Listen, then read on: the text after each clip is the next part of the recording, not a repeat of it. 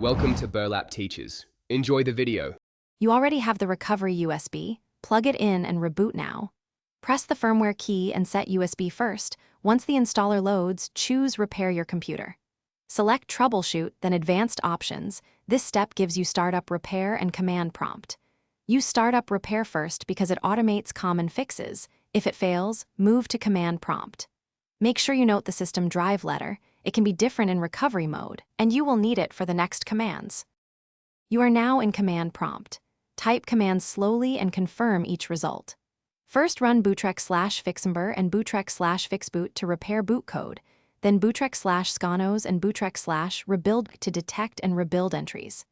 If /fixboot returns access denied, run bootsec/nt60sys or assign the EFI partition a letter and format as FAT32 if corrupted. Once done, run chkdsk. You finished repairs. Reboot and remove the USB, then restore your BIOS boot order. If Windows starts, great. If not, you may need to rebuild the EFI store. Assign the EFI partition a drive letter, format it as FAT32 only when necessary, then run bcdbootc /windows/ss/fall to recreate boot files. Make sure to back up the BCD store before destructive actions.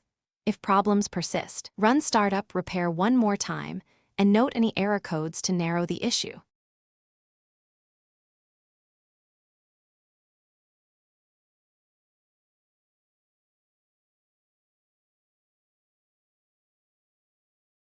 Thanks for watching. Consider subscribing if this video helped you.